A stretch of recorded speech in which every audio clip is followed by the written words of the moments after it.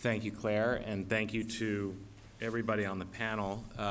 We will ask people to line up at either side here for questions, and while you're doing that, I want to just give an opportunity for any questions from the panel to the panel, if you have any, to each other.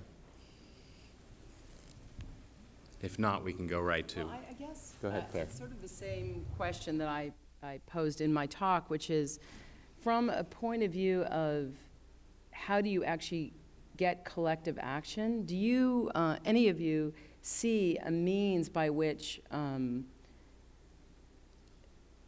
basically we can look at climate change away from just the single project way that we tend to look at it today? We tend to look at things incredibly based on let's do this here or that there, or let's do this for that, and then policy is something separate than actually doing. But I'm not really sure how we are ever going to tackle that. Well, this is sort of in the category of the it reminds me of response. So I'm really, really glad to hear about the march that Eddie talked about. Because one worry that I have, and I say this as a citizen of New York who lived through Hurricane Sandy, is that there's two very different kinds of lessons that I feel are being learned by that experience.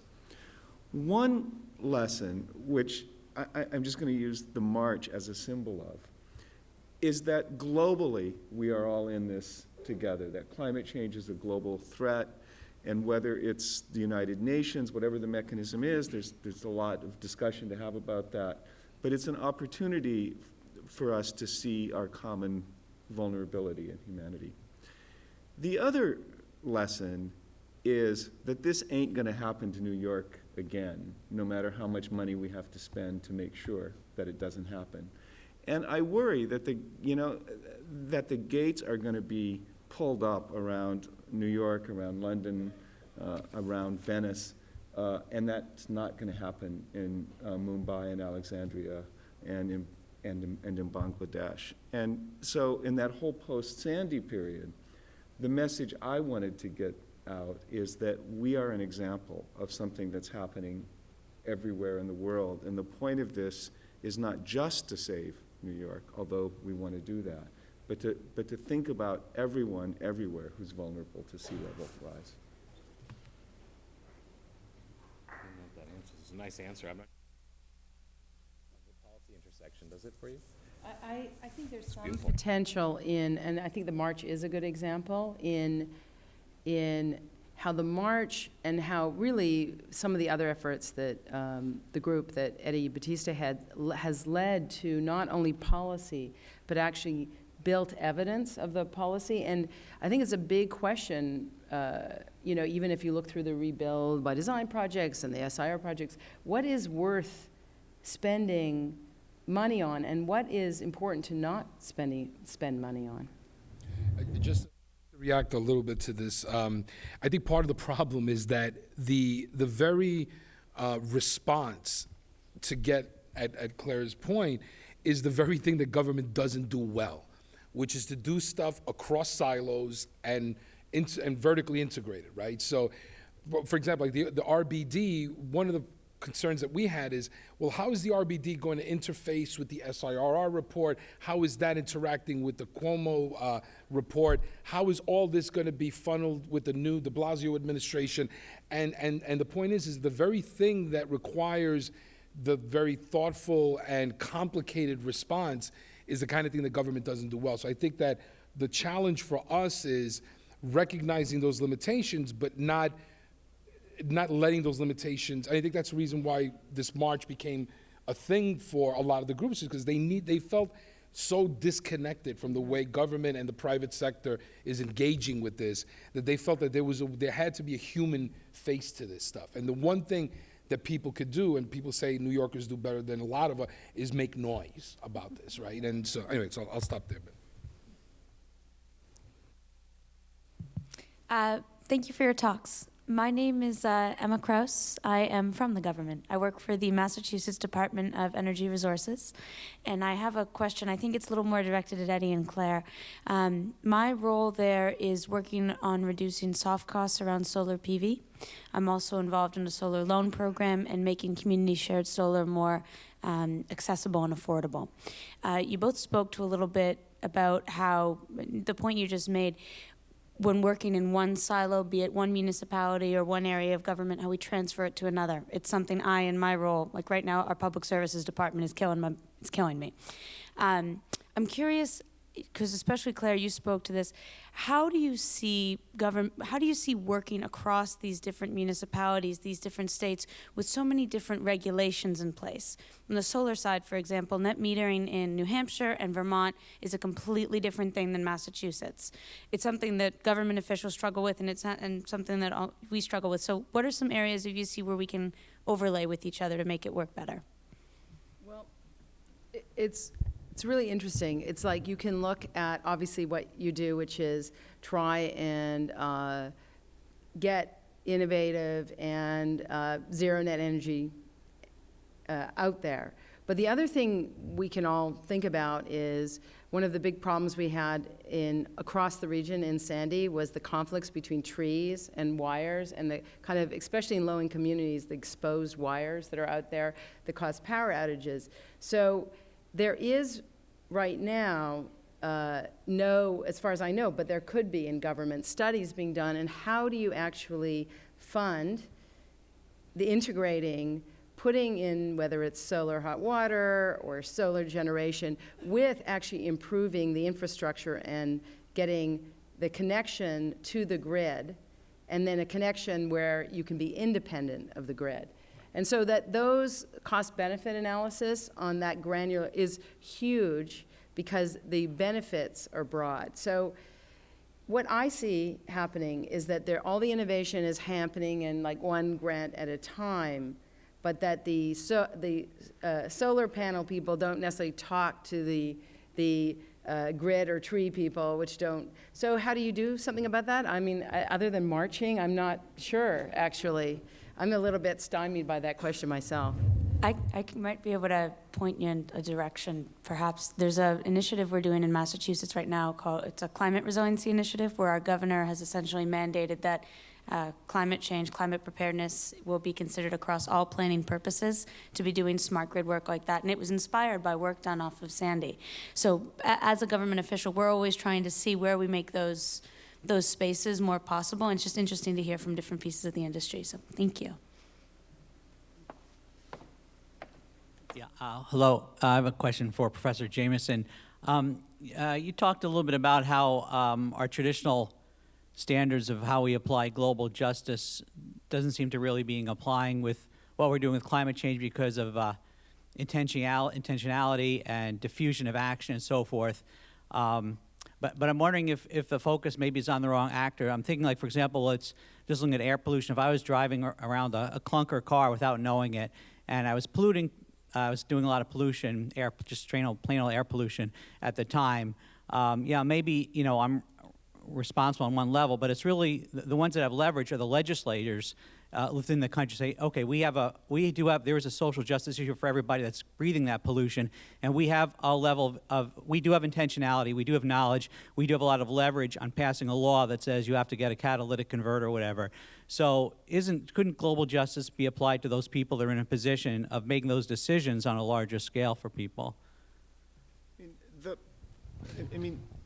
The answer is yes, in a fairly clumsy way, in the way that it can be applied to these other entities. The message that I want to get across really is that the problem with climate change, what makes it such an incredibly difficult issue, is really the stuff Russell was pointing out. It's the structure of the problem, and it's the incentive structure that each actor has at whatever level of organization you're talking about.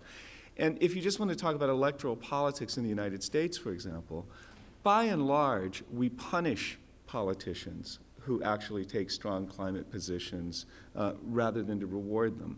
And that's something that has to change. I mean, we can at the same one time go in the streets, you know, shouting and marching and so on and so forth, and at the same time not actually taking climate policy seriously into account when it comes to voting.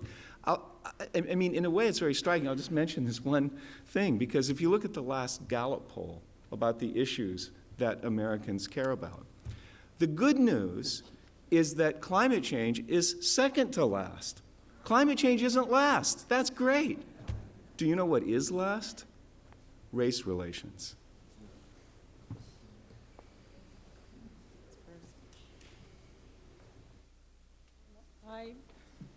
I was in New York during Sandy, and I feel the glass was half empty and half full, because Mayor Bloomberg did anticipate a lot of stuff ahead of it, but some of it was not his benevolence. The DEP forced his hand. Now, one of the mitigating things with flooding was marshland, degradation of the marshland, and many universities have tried to grow those grasses unsuccessfully, particularly around JFK. And then after that, Mayor Bloomberg was forced to install 4 new sewage treatment plants in Jamaica Bay, and voila, that grass can grow now. So the coordination is not there. And Carol Maloney, I wrote her a letter way before Sandy. I said, what's happening with the marshland? And she was focusing her attention in the Rocky Mountains with the environment over there. So our politicians are not lockstep and are not focused regionally on New York. One hand doesn't know the other hand. So Eddie Bautista, I'm glad you pointed out Section 3, details matter. The senator just said $300 million for new boilers and in public housing. It was built wrong. I grew up in public housing. Con Ed has to clean up their act where they, you know, the transformers blew up. They didn't shut it down preemptively. You need some kind of super agency, the way we had during the Depression, to really coordinate all of this to make sense. Like you brought up the example of the Rockaway not being rebuilt smartly. So the governor, Cuomo, says we're going to build smartly, but I haven't heard any new agency that's been created. So one of the issues you should fight for, Bautista, is some kind of agency that does, now these pie-in-the-sky ideas that Claire's talking about, I don't know about, but what I'd like is for Eddie to have some kind of super agency that knows the ecology, the grasslands, the marshlands, the degradation, before you build a wall, and to coordinate so we don't waste money. Every dollar should be done smartly, and because we saw in Jamaica Bay that the minute the sewage treatment plants were there, the water quality was good enough for the grasses. That's Yeah, to that point, I would say, before I say this, let me just say in the interest of full disclosure, I actually worked for the Bloomberg administration the second term. I directed the mayor's office of city legislative affairs. But what I'm about to say, I think you could put that in its context. What I tell people that did not like a lot of the Bloomberg administration policies is that even a broken clock is right twice a day, right? And on the environment and sustainability, Bloomberg largely got it right. And if you look at pre-Bloomberg, what all the city's mayors had done on the environment, it was pretty much a goose egg, right?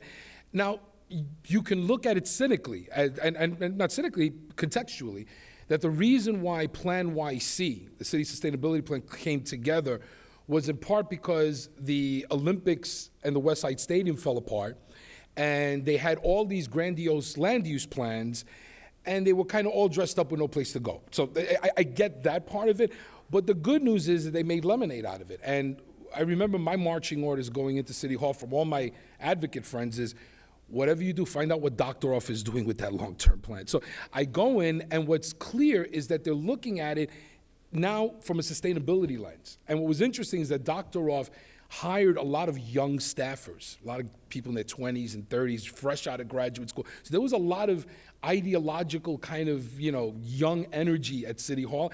And what they were bringing out of graduate school was what the advocates, the crazy fringe advocates, had been pushing for decades, right? But this became fresh thinking in government, right?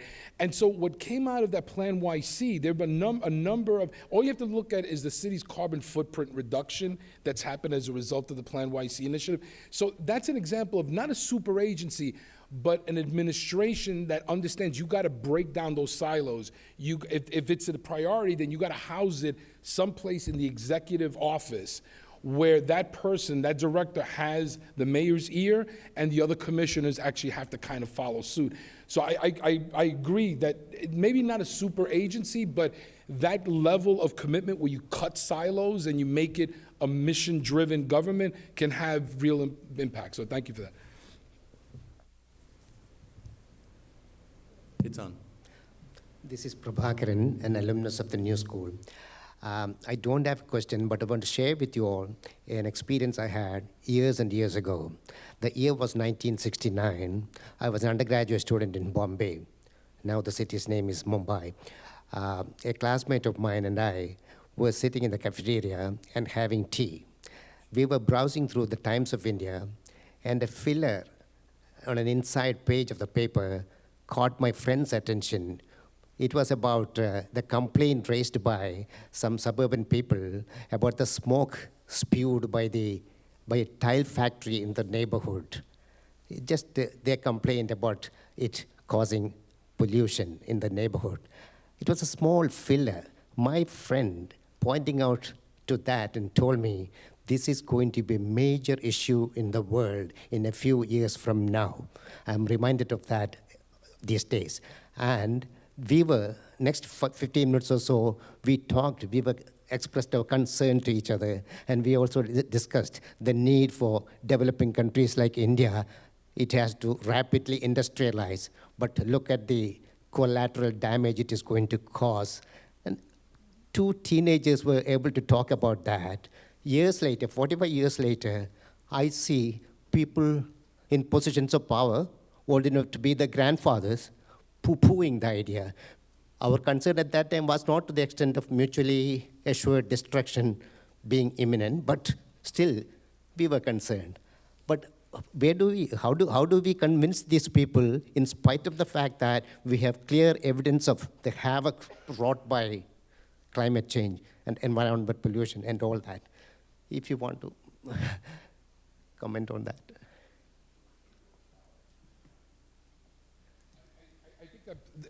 I can only talk about the states, right? Like, that's what I know. And I think that the problem is the disconnect between, and people have been talking about it for the last 2 days, the disconnect between people, what they hear, what they believe, and how deeply segregated portions of the country are, and an electoral college system that structurally rewards ignorance in parts of the country that should actually be, there are parts of this country that will never see a storm surge, that don't see the drought and heat wave coming their way, and are still voting party interests that don't reflect their own survival. So I think that part of the problem is that there is a structural and communication disconnect between how this country is organized, that there's no easy answer. I think the only thing that we can do is be smart electorally and make sure that we are communicating and organizing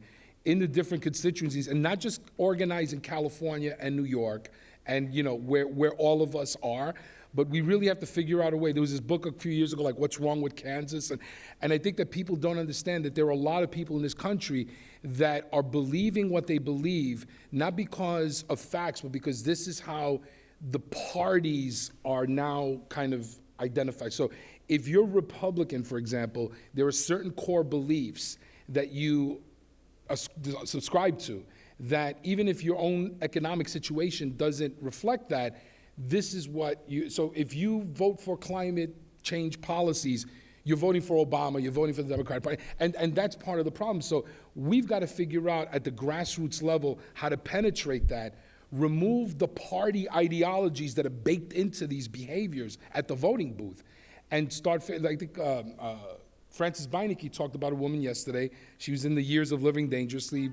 Catherine Hayhoe. You know, in my lifetime, I've been waiting for, you know, a born-again climate scientist, right? But they exist, they're out there. So you need to have the messenger but the only way you could connect the right messenger with the right audiences is by organizing. It's a simplistic way of looking at the world, but it works for me. We have to be a bit careful about this because the born-again climate scientist starts to look a lot like the African-American conservative, you know? I mean, the sort of token to wave in front of the right audience. I mean, I think the larger issue that Eddie was raising, I think, is absolutely essential, and it reminds me of my late lamented colleague, Ronnie Dworkin, published a book 10 years ago, which shocked people at the time because it was called, "Is Democracy in America Possible?" Right? I mean, assuming that, of course, we don't have it, the question is, could we have it? So that's the first layer of issues, really, is answering that question. But there's this other feature of climate change that is going to haunt us, even if we were able to solve that, which is so many of the impacts of climate change go beyond any political community that's making those decisions, because the impacts are way offshore or because they're way extended centuries into the future. But we've got to get the first thing right, the democracy in America, before anything else can happen. I will say one thing, the climate scientists, the organic climate, I completely get it. You know, but here's the thing. There are a lot of people in this country whose political worldview is shaped by their faith connections, right? And one of the big mistakes that activists writ large in this country have done is they've allowed wings of our political systems to become the de facto spokespeople for different faiths.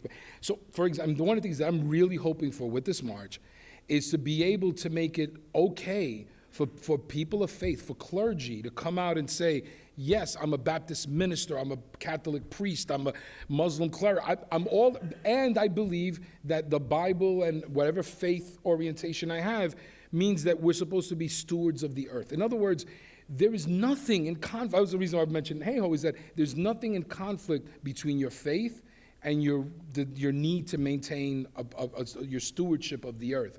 But the problem is that most of the faith-based conversation in this country has been wholly kind of owned by right-wing politics. And you're right, we need to find a way of breaking that out. But I think that the faith community, there are people out there that are making those connections, and I think that people will start getting pause if they start seeing their Baptist minister getting up and saying, quoting from the Bible, you know, about where it says that it's okay to care about the earth.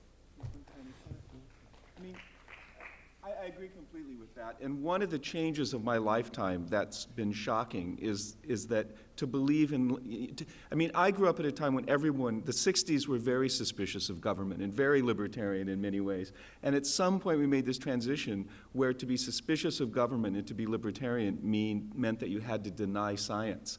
And why there should be any relationship between these two ideas is beyond me.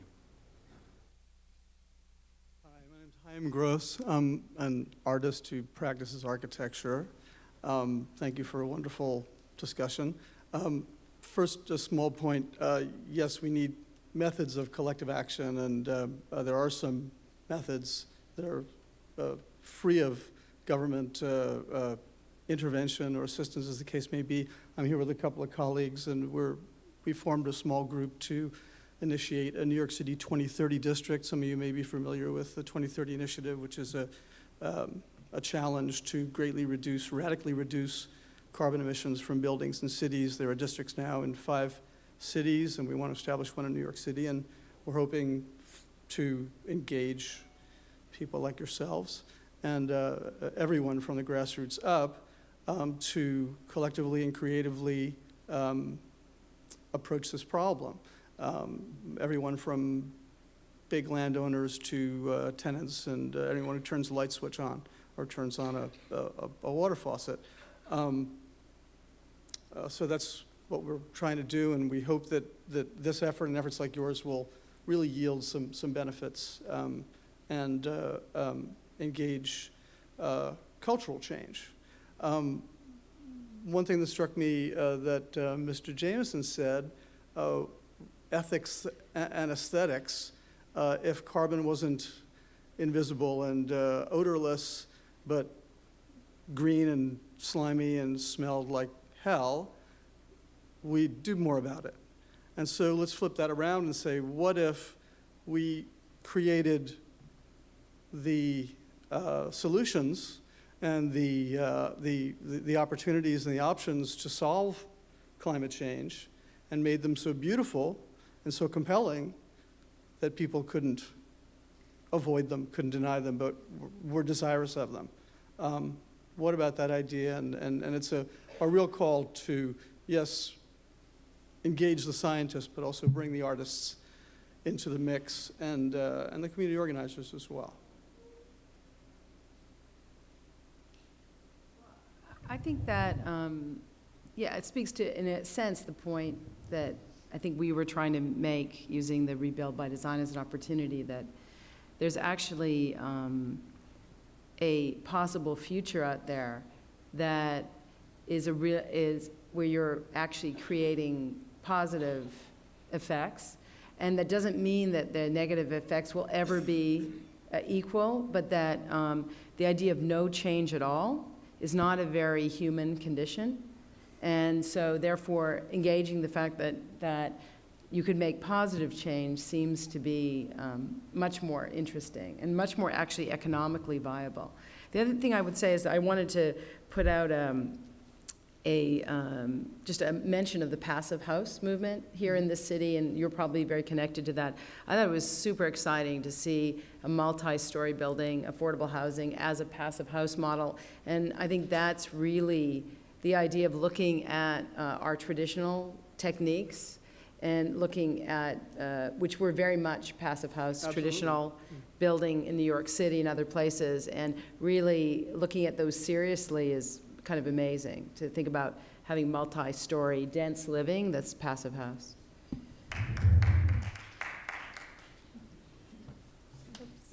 Rarely do you get a shout out for passive house. Yes, I'm really excited about Big that. fan. Nancy, she did. Okay. Yes. Okay. So the session is about choices, and choices are to a great extent determined by our values. I have a question for Professor Jameson, who in 1992 said that our system of values emerged in times of low population density and low technology societies, and that the system of values had to change in order to properly respond to climate change challenge. So I'm sure you've been thinking about it in the past 20 years. And the question is, do you think it is possible to control or in a way direct a shift in values? If yes, then who should lead the process?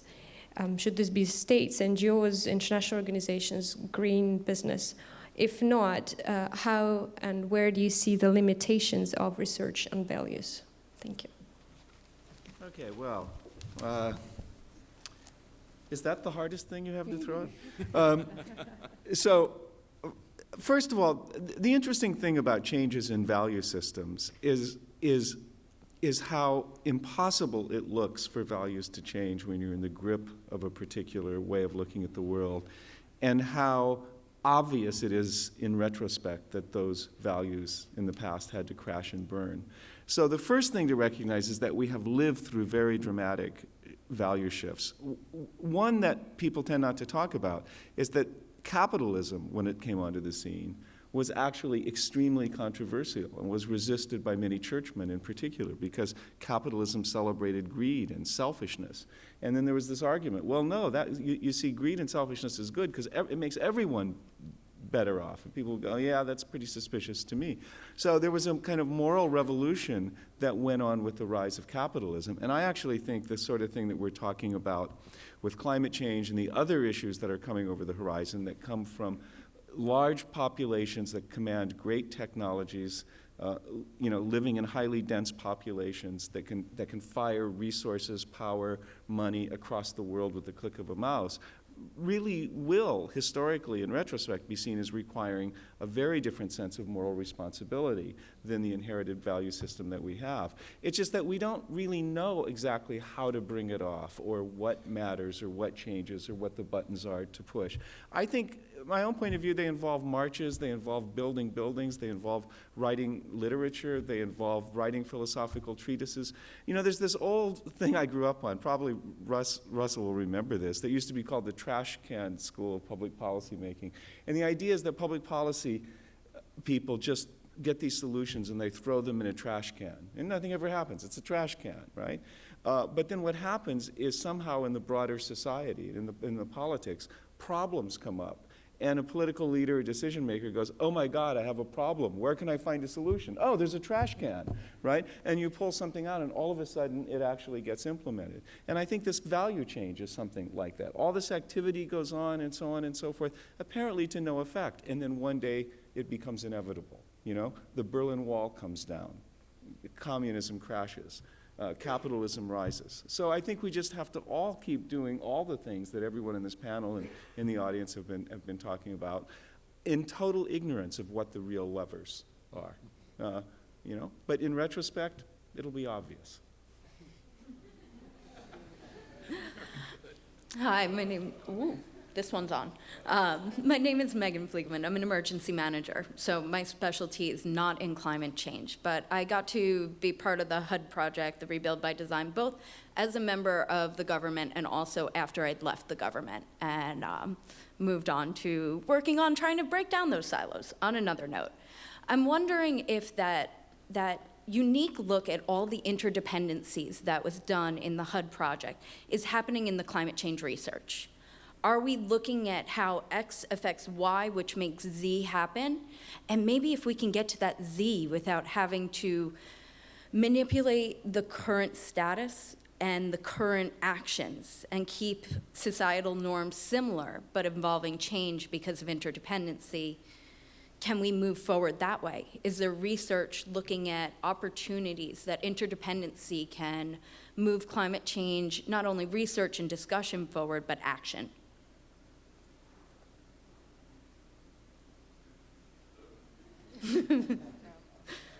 Thank you. Giving our panelists a chance to. I do think there is some, and there are in fact many publications where the work of trying to understand the status of cities or the impacts of climate change is bringing together authors, researchers, scientists, policymakers, designers. Eddie and I were both at a panel up at Columbia not that long ago, working on the next iteration of the assessment report on cities and climate change, which is in fact a cross-disciplinary group. And those interdependencies are coming out in those kinds of collaborations where the isolation of science from the social sciences or from design are breaking down. And it's, in many ways, it's at the solution phase. It's when people are starting to say, what should and can we do about this, that you start to find those collaborations. Claire's team, like many of the teams, is hugely cross-disciplinary, precisely because the challenge that is in front of them requires that kind of work. Absolutely. Thank you. I can't speak to kind of like, you know, high, although Joel just reminded me I'm part of that.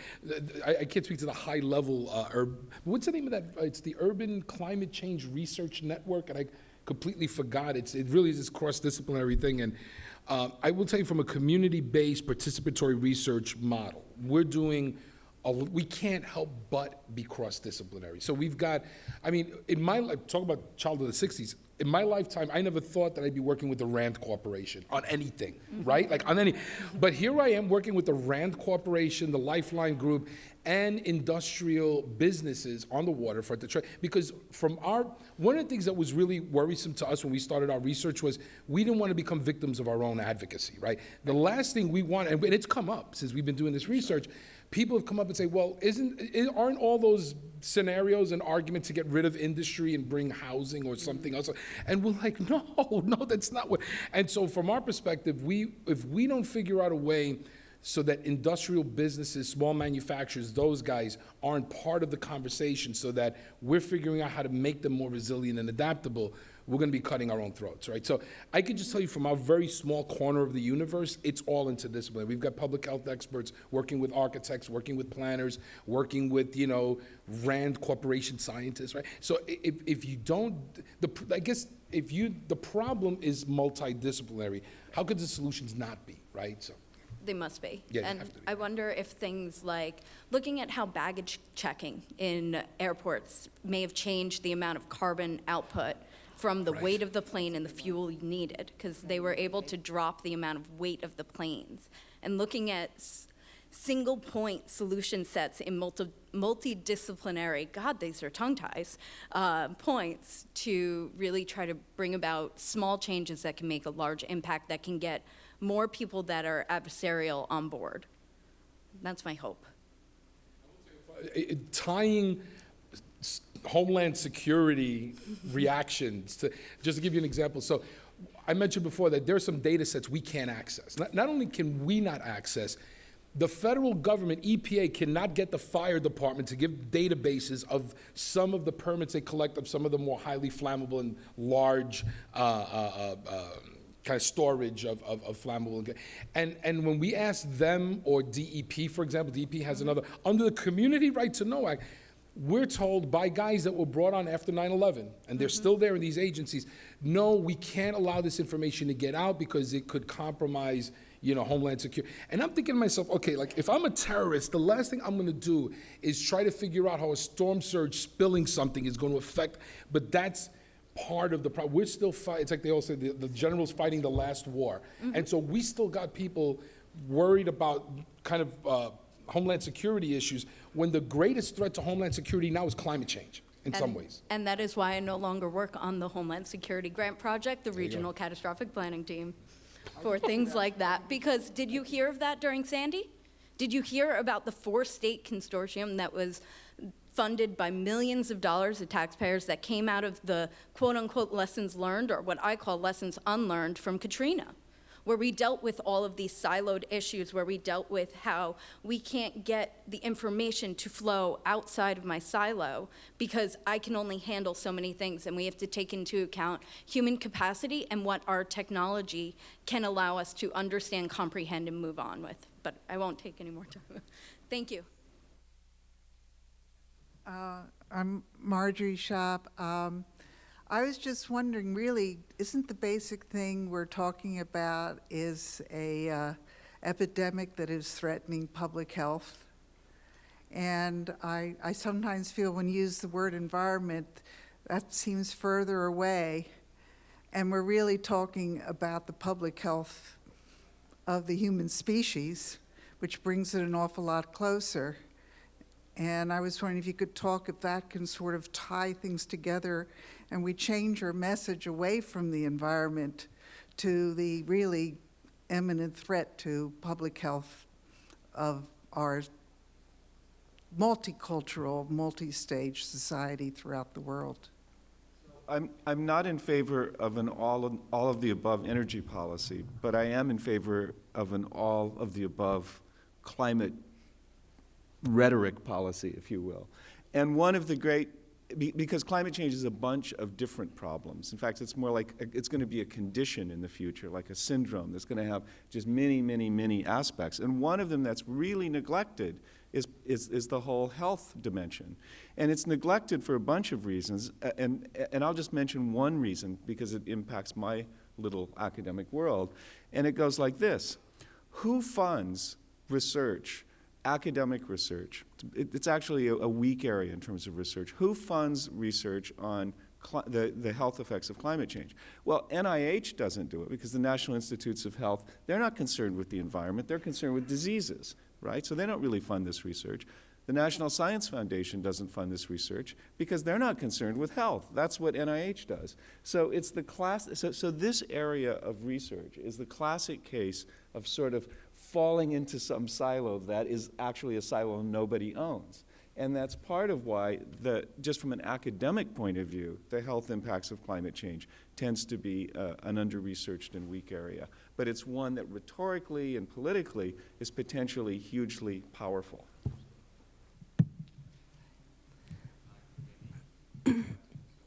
Two, and then Okay. Thank you. Hi, my name is Ana Paula White, and I'm of a mixed background. My mother's actually from Mexico, and it was funny because earlier today we were having a discussion a little bit, like whispering in the back, how like I was raised Catholic, and in Mexican culture, there was never a distinction between like, you know, earth.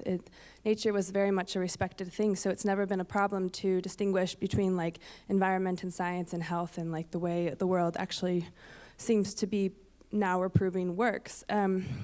So as a nursing student at Hunter College, and also what was originally termed as a student of color when I started about 10 years ago in my undergraduate academic endeavors, we had this organic chemistry class in the University of Kansas, actually, and my professor told us that while we know that there is a pesticide that primarily Mexican farmers in California use to put on apples, until we can find a better way of growing apples, we should continue to consume and buy these products, which is why I don't actually eat anything but organic apples anymore. But here in New York, it's a different kind of cultural climate. I know in Chicago, where I went to continue seeking my education, they had a great pride about being Mexican, and here it seems to be a lot more diverse because there's everything from, you know, a whole range of different cultures here. But is there something that as a group of, you know, health students and environmentalists and upcoming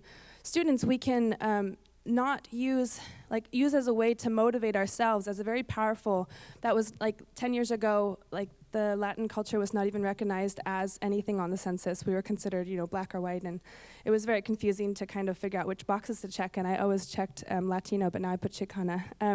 So is there like a way to motivate students who have not yet realized what potential they have to impact the political climate of culture, like climate change and environmentalism, and really support these endeavors that have really been undefined linguistically for our future? Like, and this is actually mostly for Mr. Bautista, because I felt like he spoke a lot about like kind of the political culture and like how we can continue to motivate people in these areas. Instead of feeling victimized, they kind of recognize their own power in changing things. Well, there was a lot going on in that question, and I was following it. I mean, it's complicated because the thing is that as human beings, we belong to multiple communities, right? I mean, that word community is often thrown around, and it's sloppily thrown around, right? In a physical community, you know, Sunset Park or, you know, South Bronx or whatever, you have in that community, you know, a community of churches, a community of businesses, a community of schools, a community of, and who you are as a human being is complicated because depending on what hour of the day, what day of the week you're in one community or another, right?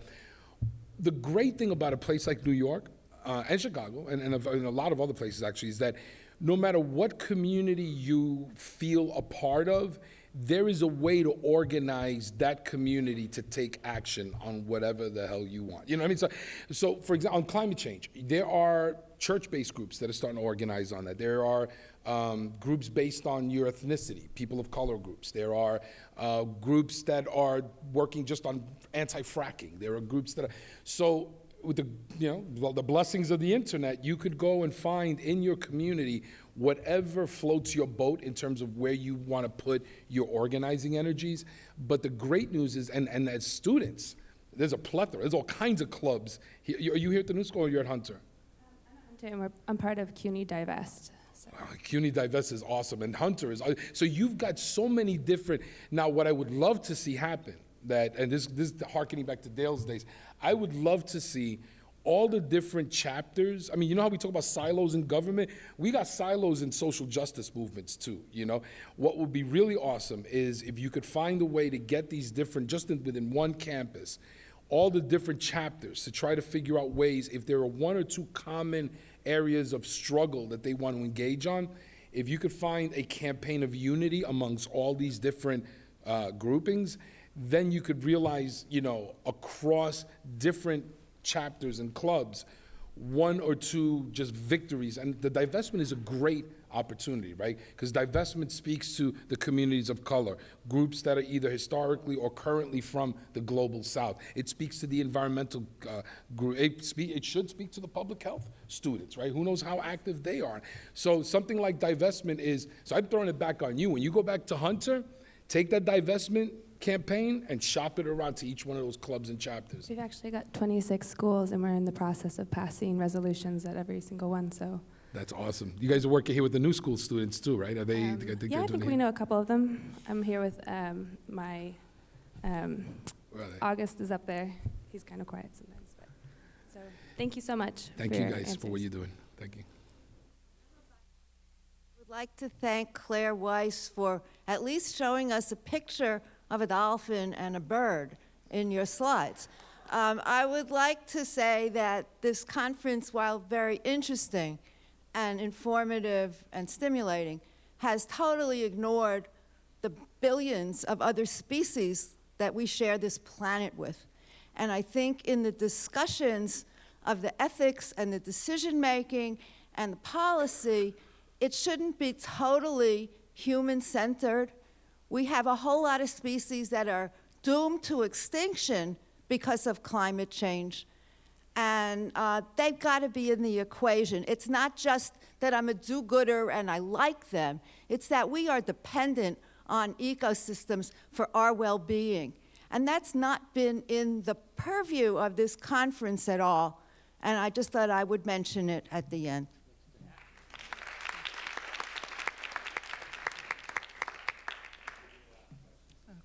Hi, I'm Chris Novell.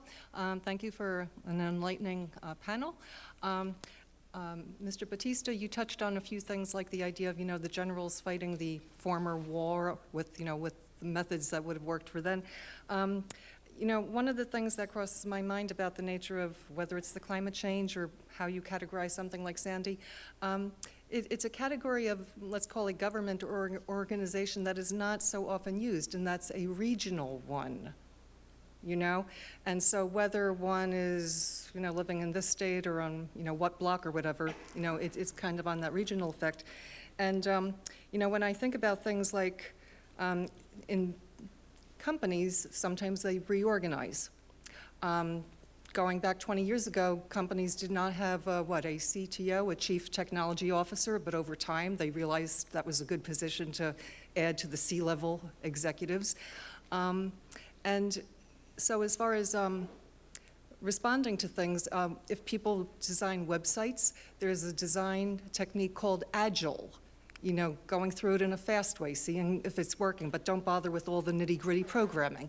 So as far as for the government to be responsive, so far we have things like coalitions, for rivers and watersheds, again, that regional thing, and so there perhaps needs to be more government agility to get into a regional kind of mode. On a very micro basis, I remember, I think from Sandy, there was a story on the news where a fellow found a boat. He didn't know whose boat it was, but he took the initiative and he rescued 50 or more people, little by little, back and forth. Again, the circumstances just lent for him to go into that role. An interesting thing as far as how the government could get information, for instance, if that Hunts Point actually did experience that major disruption, it could be interesting to see how the social media could play a role, because maybe it would be big time, borrow a cup of sugar from your neighbor kind of things, and many creative ways of, again, being agile. And so I would wonder, does the government have a person at this point on each block who would be the tweeter for that block to update, what's going on in that block, because that might be the fastest way to get the information. So there's a need to integrate a whole lot more into getting the regional thing going in a more effective way, I think. So. I totally agree on the regional approach. I mean, I think that the smart growth future of these kind of grappling with these issues is at a regional approach. Although I got to tell you, every once in a while I think of the 2 or 3 regional bodies that we have here, and I see Port Authority and Christie and the Governor and the Bridge, and I'm just, but Port Authority aside, totally right on the regional approach.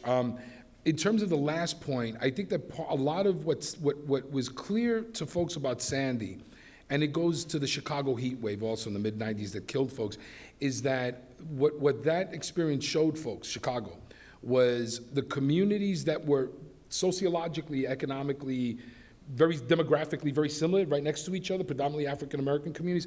The ones that were more organized, that had deeper social networks, survived the heat wave better than the neighboring community, demographically the same, but didn't have the same history of social. Sandy, the Lower East Side, because of its rich history of community-based organization cooperation, rebounded in a way that Coney Island and Far Rockaway couldn't, because neither one of those neighborhoods had the rich network of community-based organization, that infrastructure.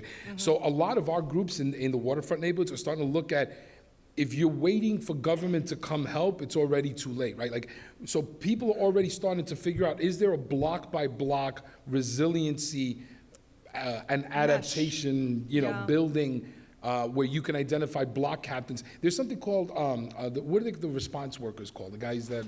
First responders? No, not the, well, yeah, no, but there's something that's a formally organized by emergency, the CERT team.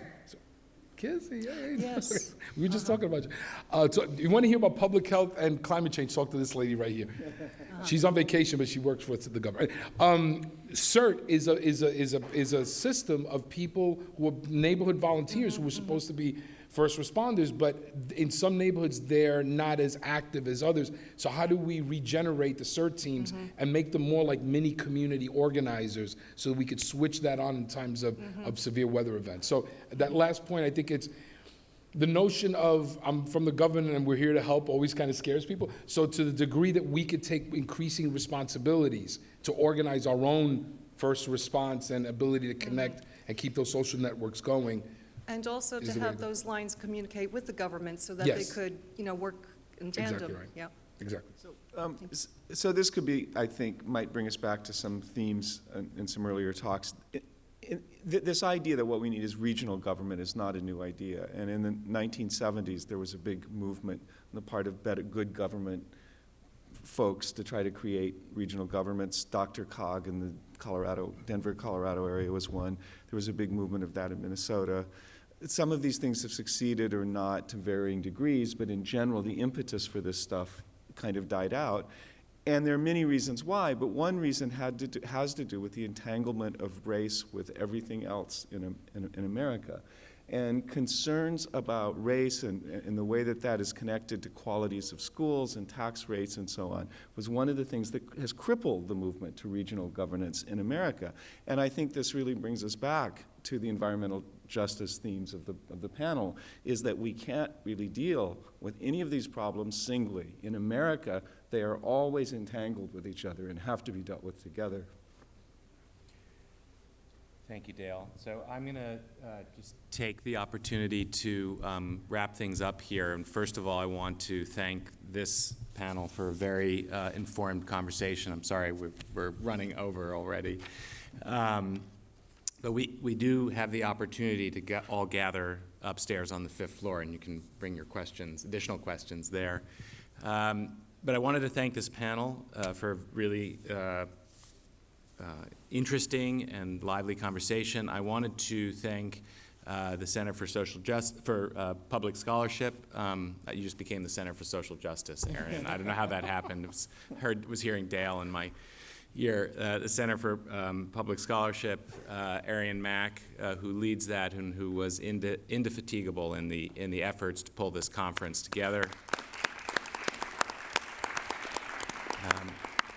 All of us know that none of us could have done it without Roberta, and if Roberta is around, we should absolutely be thanking her as well. She's somewhere. She's always somewhere. Even if she's not, we should thank her. So, yes, many thanks. And finally, to my colleagues across the university who, as I said, came together after Hurricane Sandy and have been working not just in this brief period of time, but over many years to be directing the kinds of issues around social justice, environmental justice, climate change, sustainability across this university, and the way the new school has a role to play, particularly at the intersection of the the social sciences and design, and it's not surprising that as a designer I saw a tremendous amount of design on this final panel. I actually thought Eddie's talk was a design talk. I know Claire's talk was. But it happened also throughout the conference, and it's that intersection, I think, that makes this so important, that brings projects and complexity together with the possibility of solutions and moving things forward. There was a lot of, both incremental and radical thinking across the couple of days, and I think it probably takes both of those things at the same time. So I'm really grateful for everybody who participated in this, and it's not the last word, it's just the end of the conference that this is. So please come upstairs to the 5th floor, join us for some drinks with our students, and thank you all for coming.